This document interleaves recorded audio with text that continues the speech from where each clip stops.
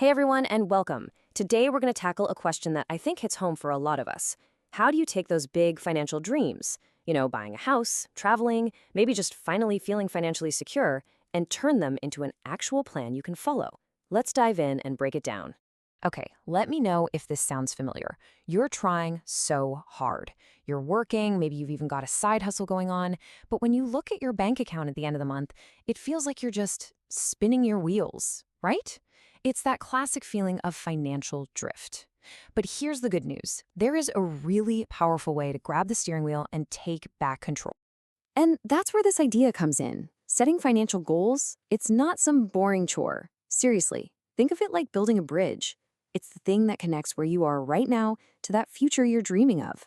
It's really all about making every single dollar you earn work for you, intentionally. Okay, so where do we even begin with this?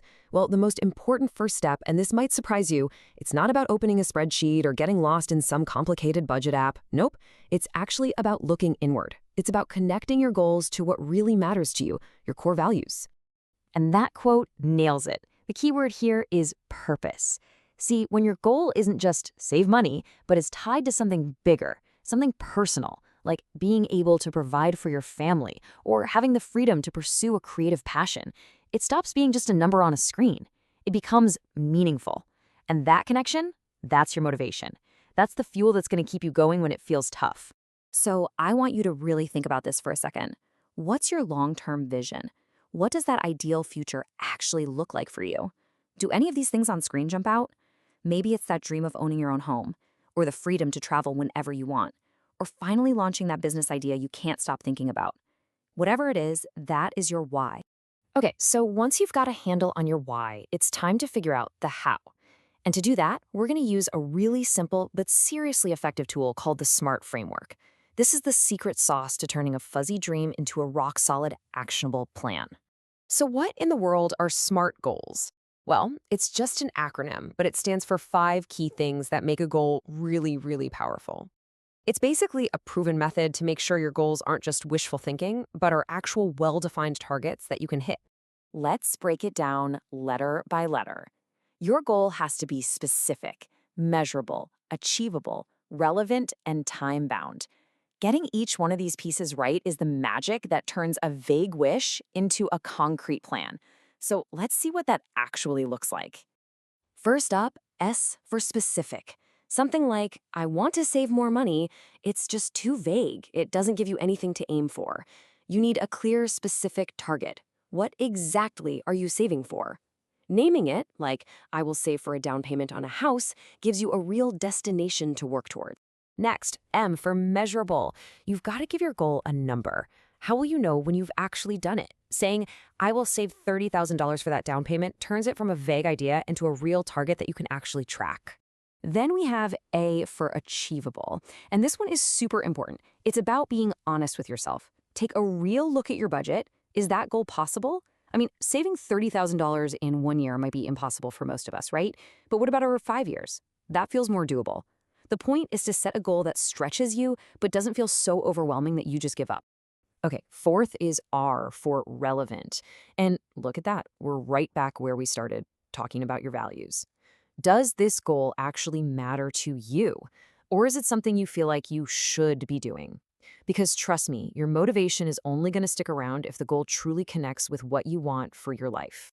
And finally, T for time-bound. You've got to give yourself a deadline. A goal without a deadline is really just a dream, right? Setting a finish line, say in 5 years, creates a sense of urgency. It also helps you break that huge number down into smaller monthly targets. So when you put it all together, I will save $30,000 for a down payment on a house in 5 years. See? That is a real, powerful, and totally actionable goal. All right, so now you have this awesome SMART goal. But how do you actually make it happen? This is where we get into the nitty-gritty, the practical tools and strategies you can start using right away. A really great place to start, especially if budgeting feels overwhelming, is the 50-30-20 rule. It's a super simple framework. Basically, 50% of your after-tax income goes to your needs, rent, groceries, the essentials. 30% goes to your wants, the fun stuff. And that last, crucial 20%, that goes straight to savings and paying down debt. That 20% is what's going to fund the goals we're talking about. Now, before you go all in on that huge goal, it's really, really important to build a solid foundation first. We're talking about an emergency fund. Pretty much every expert agrees you need enough to cover 3 to 6 months of your essential living expenses. Think of it as your financial safety net. It's what keeps an unexpected car repair or medical bill from completely derailing all your hard work. And hey, if you're carrying debt, making a plan to tackle it is a fantastic goal in itself. There are two main ways people go about it. You've got the avalanche method, where you focus on the debt with the highest interest rate first. Mathematically, this saves you the most money. Then there's the snowball method. Here, you pay off the smallest debt first, which gives you these quick psychological wins that build momentum. Honestly, the best method is whichever one you'll actually stick with. Oh, and here's maybe the best tip of all. Pay yourself first. What does that mean? It means don't just wait until the end of the month to see what's left over to save. No way. You automate it.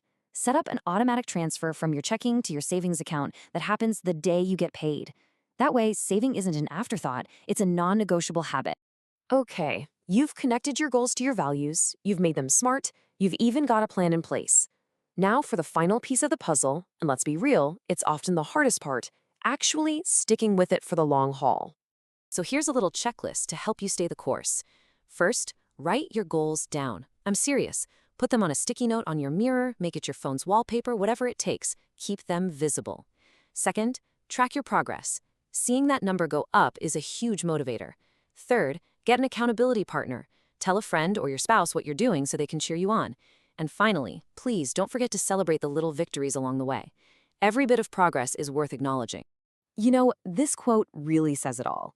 It's so easy to get stuck in analysis paralysis, trying to create the absolutely perfect plan before you do anything. But you can't let that stop you. The most important step is just to start. You can always tweak and adjust things later on. What really matters is making progress and keeping that momentum going. So, I want to leave you with one final question. Forget about the big 5-year plan for just a second. What is one small, tiny goal you can set for yourself right now, like today? Maybe it's just setting up that automatic transfer for $20. Or maybe it's finally downloading that budgeting app. Whatever it is, do it. Because starting small, that's how you actually start building the future you really want. Don't forget to subscribe to the channel, like the video, and click on the bell icon to turn on notifications.